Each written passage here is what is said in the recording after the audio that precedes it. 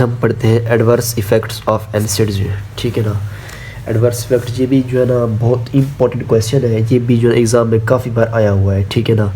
सबसे पहले हम जो है इसके एडवर्स इफेक्ट में जीआईटी के रिलेटेड जो एडवर्स इफेक्ट है उसको देखते हैं। इसमें ये होता है कि जब जो है ना हमारी बॉडी के अंदर जो है ना प्रोस्टाग्लैंडिन पैदा होता है ना, उसके दो मेन फंक्शन होते हैं, ठीक है ना। एक तो ये जो है ना म्यूकस की सिक्रेशन करवाता है, ठीक है ना, म्यूकस सिक्रेट करवाता है स्टमक और स्मॉल इंटेस्टाइन के अंदर। दूसरा इसका फंक्शन है कि ये जो है ना सिक्रेशन, स्टमक सिक्रेशन मतलब जो है ना गैस्ट्रिक सिक्रेशन को कम कर देता है, ठीक है ना, गैस्ट्रिक सिक्रेशन को रिड्यूस कर देता है, ठीक है ना। इसके ये दो मेन इंपॉर्टेंट फंक्शन थे। जब जो है ना एनसेड्स यूज़ करेंगे, एनसेड्स के यूज़ करने से जो ना प्रोस्टाग्लैंडिन्स इनहिबिट हो जाएगा, ठीक है ना। जब ये इनहिबिट हो जाएगा तो फिर जो है ना no mucus secrete and gastric secretion increase, ठीक है ना। जब ये इंक्रीज हो जाएंगे फिर जो ना स्टमक के अंदर जो ना डिस्पेप्सिया और ब्लीडिंग, डिस्पेप्सिया टू ब्लीडिंग,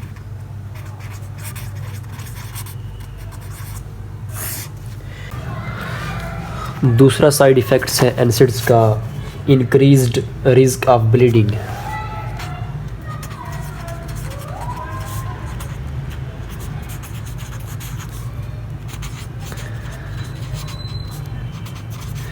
या जो है एंटी प्लेटलेट इफेक्ट,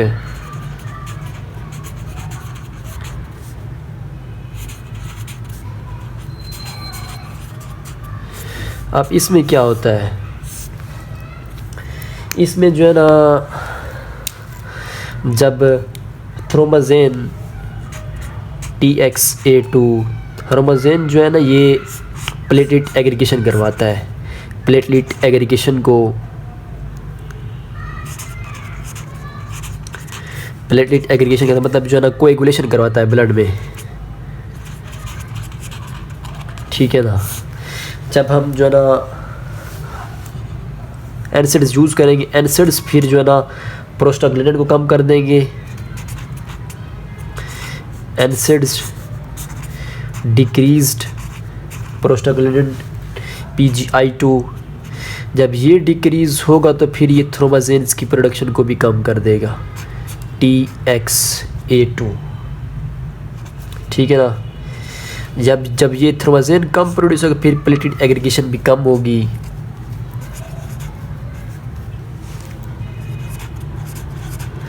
जब प्लेटलेट एग्रीगेशन कम होगी तो फिर जो है ना ब्लड क्लॉट नहीं होगा, नो ब्लड क्लॉट, मगर मतलब किसी को अगर जो है ना इंजरी हो जाए फिर वहाँ से जो है ना ब्लड क्लॉटिंग नहीं होगी, ठीक है ना। एस्पायरिन खास तौर से एनसेड्स में हम एस्पायरिन जब यूज़ करते हैं, जैसे इस वजह से जो है ना एस्पायरिन जो है ना जब सर्जरी होनी होती है तो फिर उससे एक वीक पहले नहीं यूज़ करते हैं, ठीक है ना, नॉट यूज़ बिफोर सर्जरी, ठीक है ना। अब इसके बाद और इसका एडवर्स इफ़ेक्ट्स है किडनी के ऊपर, ठीक है ना, इफ़ेक्ट्स ऑन किडनी जो है ना प्रोस्टाग्लैंडिन PGI2 किडनी पे इसका इफ़ेक्ट होता है कि ये जो है ना maintains renal blood flow, maintain renal blood flow, ठीक है ना। जब ये पैदा होता है ना बॉडी में तो ये मेंटेन्स रीनल ब्लड फ्लो, ठीक है ना। जब एनसेड यूज़ करेंगे, एस्पायरिन यूज़ करेंगे, फिर जो है ना इसकी प्रोडक्शन कम हो जाएगी। जब ये कम प्रोड्यूस होगा तो फिर जो है ना इस मेंटेनेंस रीनल ब्लड फ्लो में भी इरेगुलरिटी आ जाएगी, results in retention of sodium, retention of sodium and water and may cause oedema, और ये एडिमा काज करवाता है, ठीक है ना। और इसके बारे में एक बात बताई हुई है,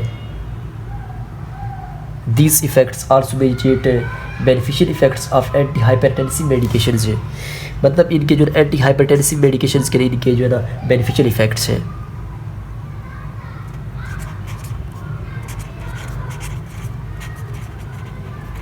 टेंसिव मेडिकेशंस में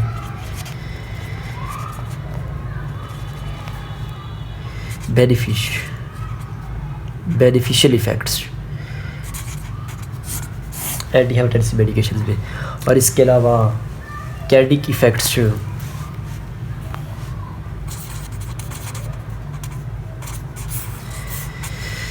वैसे जो है ना एस्पायरिन जब यूज़ करते हैं ना, एस्पायरिन कॉक्स 1 को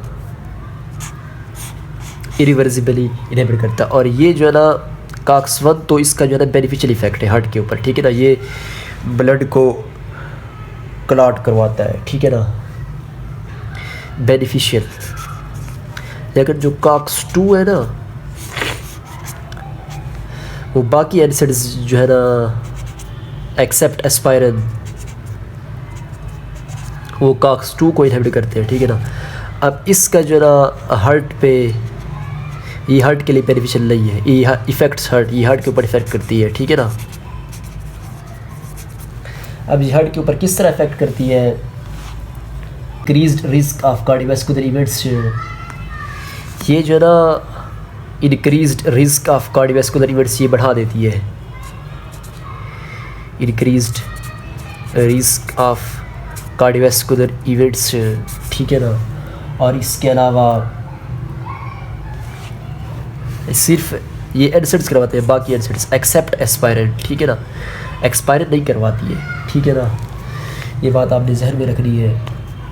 इसके बाद ये एनसाइड्स का ट्रीटमेंट जो है ना, ये कार्डियोवास्कुलर पेशेंट मतलब हार्ट पेशेंट के अंदर जो है ना, इसका ट्रीटमेंट भी जो है ना अवॉइड किया जाता है, ठीक है ना। डेपरोक्सिन, ठीक है ना, इसके मतलब लीस्ट इफेक्ट है हार्ट के ऊपर, लीस्ट हार्मफुल इफेक्ट, बाकी एनसाइड्स की निस्बत इसका इफेक्ट जो लीस्ट इफेक्ट है, ठीक है ना। और अदर साइड इफ़ेक्ट्स, दूसरे साइड इफ़ेक्ट्स भी कुछ है, जैसे कि जो है ना अस्थमा, एनसाइड्स मतलब जो है ना अस्थमा के पेशेंट में काशंस के साथ यूज़ किए जाते हैं। इन अस्थमा पेशेंट्स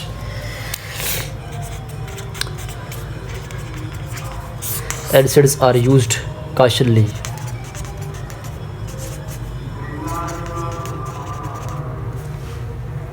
ठीक है ना। अब इसके अलावा बुक में जो बताया हुआ है,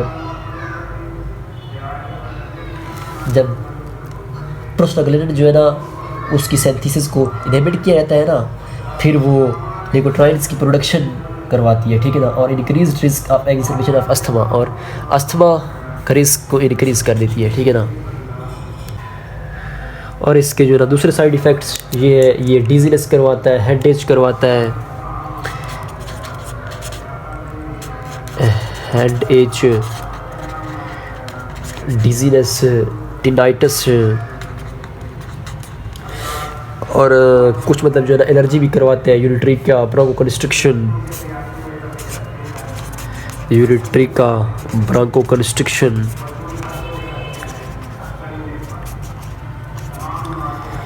ठीक है ना। और दूसरे इसका हम पढ़ते हैं ड्रग इंटरैक्शंस, ठीक है ना। ड्रग इंटरैक्शन, सैलिसाइलेट इज रफली बट टॉक्सिसिटी है,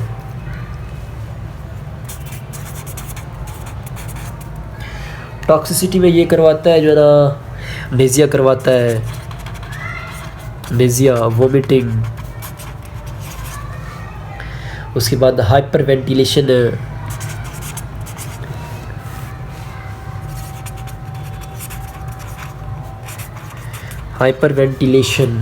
मेंटल कन्फ्यूजन,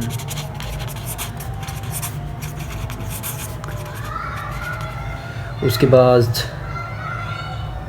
ये जो है ना इन एक्यूट फॉर्म है, ठीक है ना। अगर इसकी एक्यूट टॉक्सिसिटी हो, अगर सेवर टॉक्सिसिटी हो ना, फिर ये करवाता है रेस्टलेसनेस, डिलीरियम, हालुसिनेशन, कोमा में भी जा सकता है, और मेटाबॉलिक एसिडोसिस,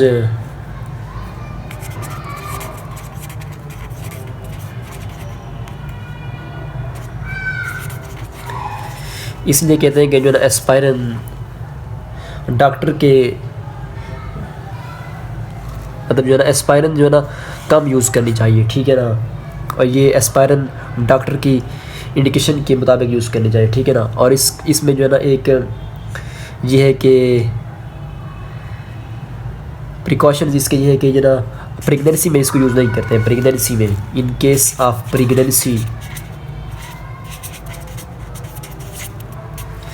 प्रेगनेंसी में most NSAIDs are pregnancy risk category C बताई हुई है,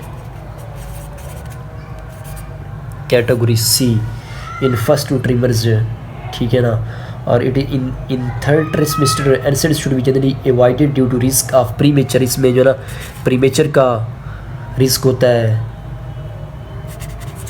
मतलब डिलीवरी बिफोर टाइम।